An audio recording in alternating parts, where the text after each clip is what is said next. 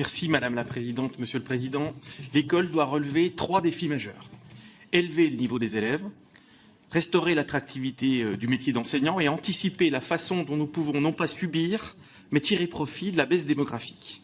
Nous souhaitons une école qui permet à tous les élèves, quel que soit leur milieu social, de se construire un avenir solide. Cette école, parce que nous la voulons bienveillante, nous la devons exigeante.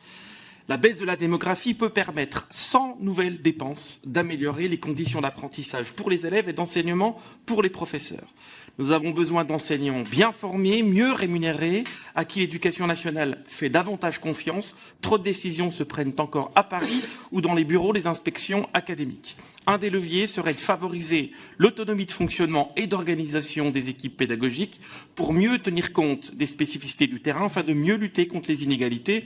Quel niveau de décentralisation préconisez-vous pour plus d'efficacité, de réussite et d'égalité des chances? 2 chiffres, je les rappelle quand même, c'est important. C'est vrai que le défi démographique, 350 000 élèves en moins qu'en 2023, en 2028. Ce chiffre, il doit tous nous interpeller.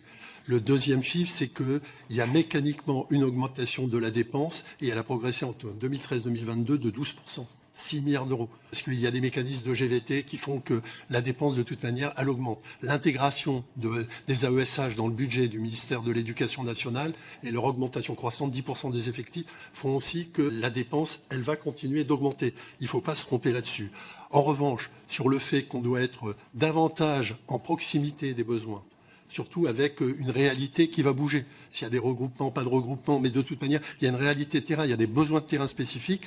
Et c'est la raison pour laquelle nous réitérons, mais de manière constante, la nécessité d'une plus grande déconcentration. Déconcentration qui doit s'accompagner d'une contractualisation entre l'État et les collectivités territoriales. C'est une nécessité. Si on veut répondre aux besoins des élèves, de leurs familles, si on veut avoir encore des tissus sociaux qui soient vivants dans les territoires, que ce soit dans le cadre urbain ou dans le cadre rural, on a besoin de cette contractualisation. Et le troisième élément, c'est plus d'autonomie aux chefs d'établissement.